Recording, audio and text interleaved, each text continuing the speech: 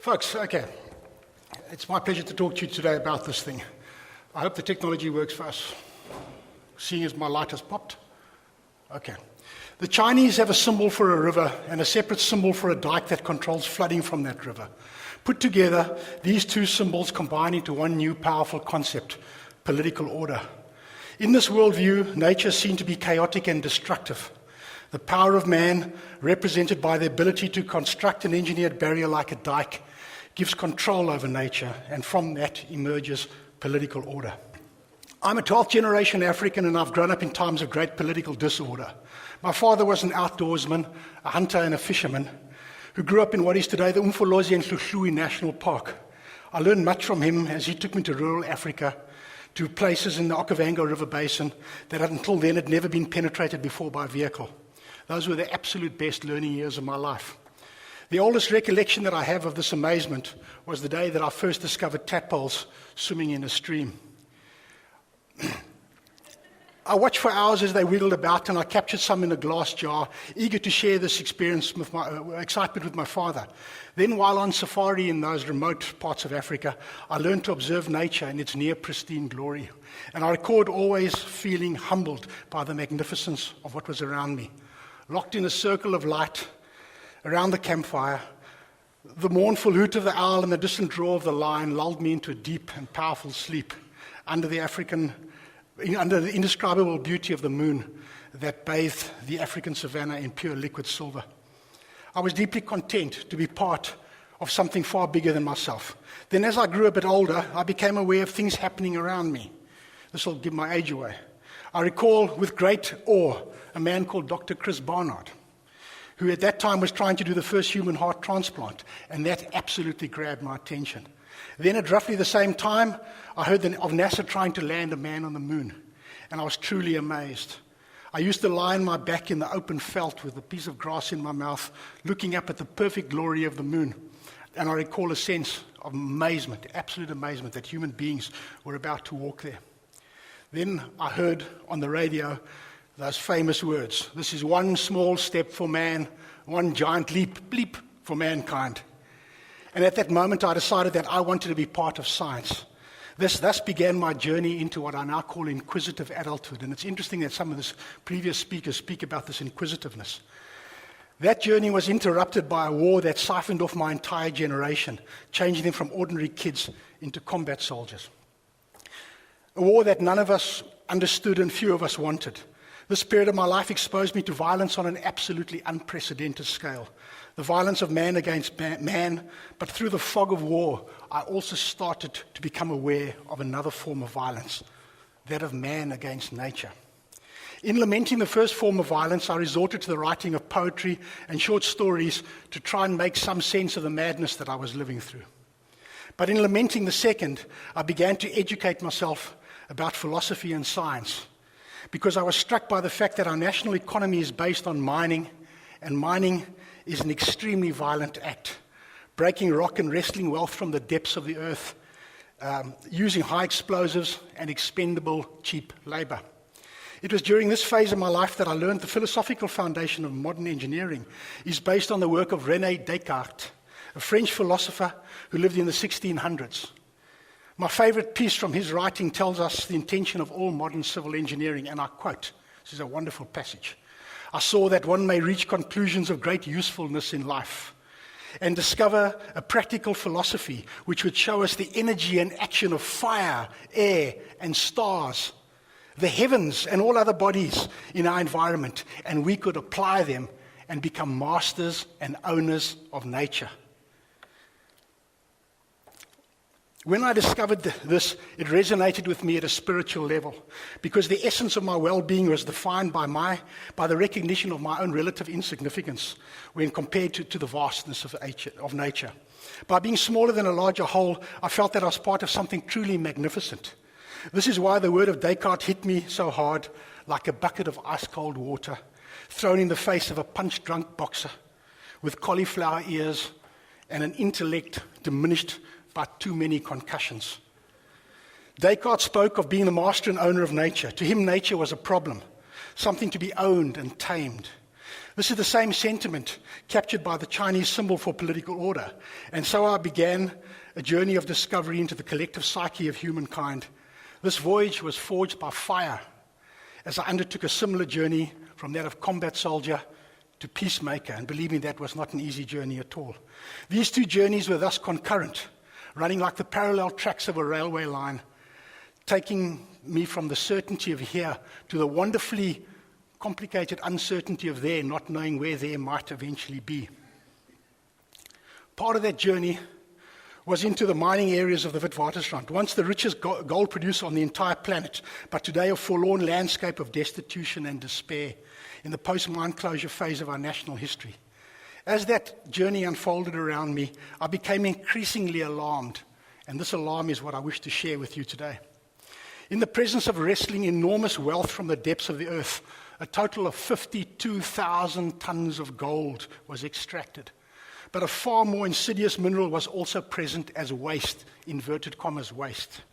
This waste is called uraninite, and it had no real economic value at the time. So a staggering 430,000 tons of low-grade uranium has been discarded in the many mine dumps that now litter the landscape along the Witwatersrand. This is South Africa's inconvenient truth, our own dirty little secret. This will become our tsunami, but unlike the recent tragedy in Japan, it is a slow onset disaster, making it easy to deny by those who wish to hide behind this ambiguity. The Witwatersrand, named after the many springs and small streams that arose from a Dolomite aquifer system that lay beneath the surface, is also the continental watershed divide, separating the headwaters of two major river systems in Africa, the Limpopo and the Orange.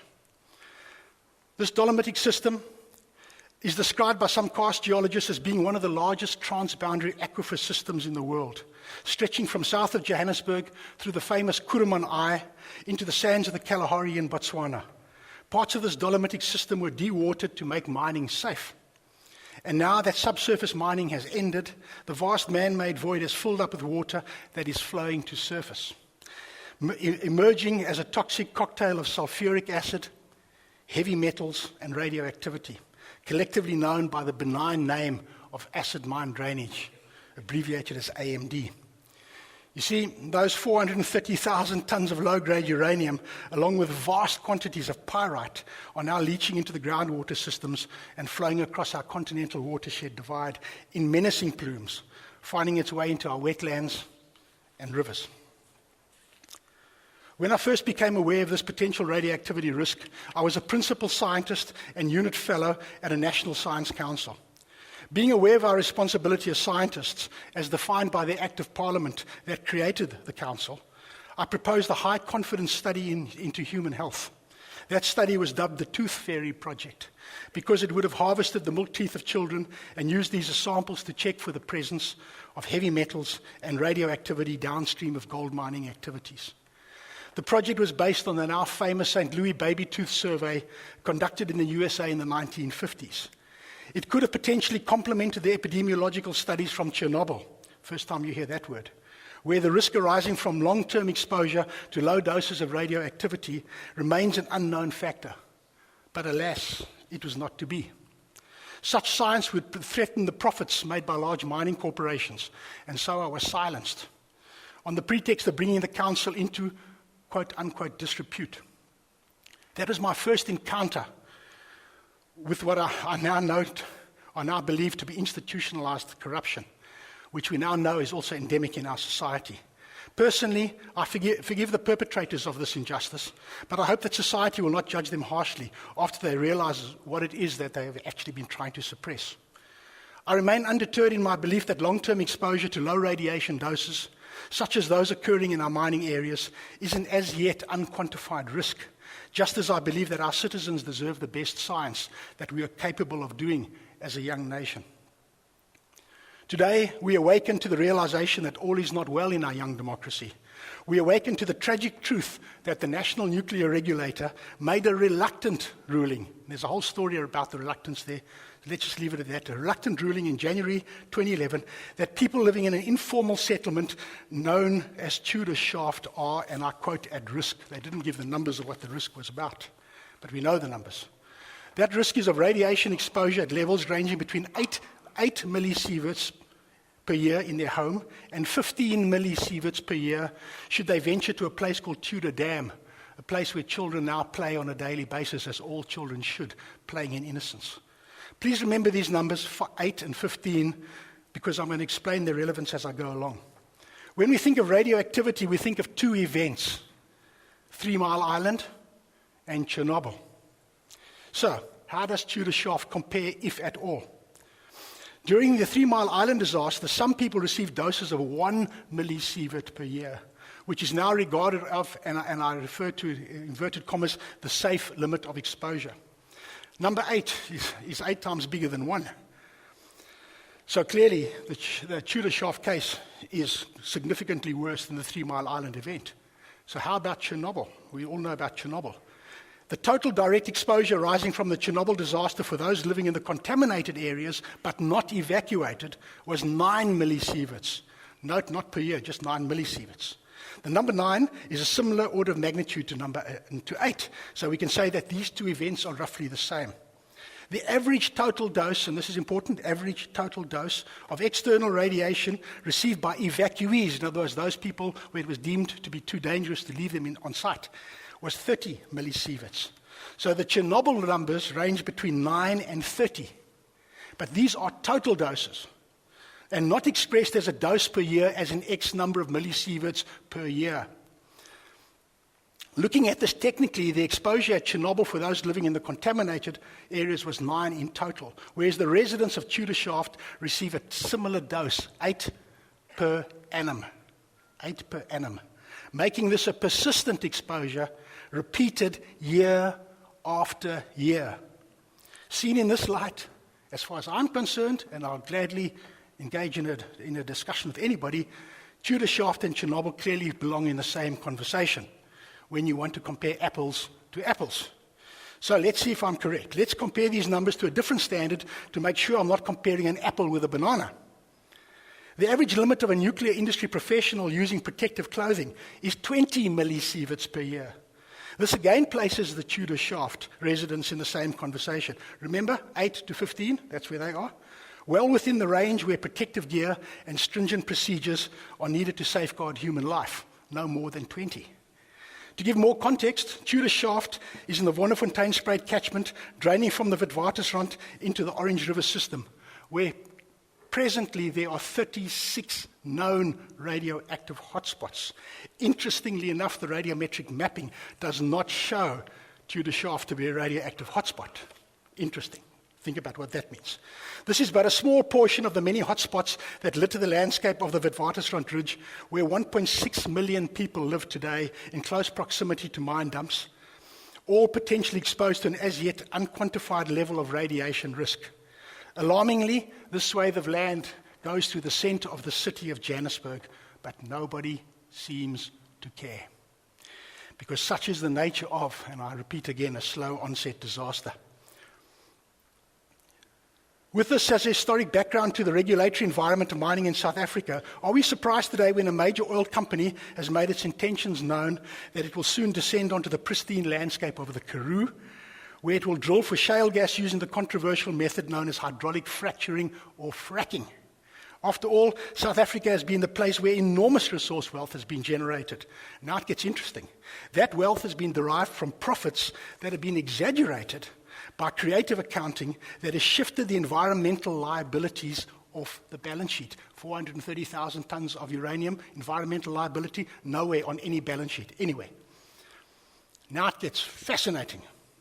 Our collective actions in response to this range of challenges, in my humble opinion, will determine whether Homo sapiens, the shortest lived of all known hominid species, remains but a random experiment in natural selection that went horribly wrong.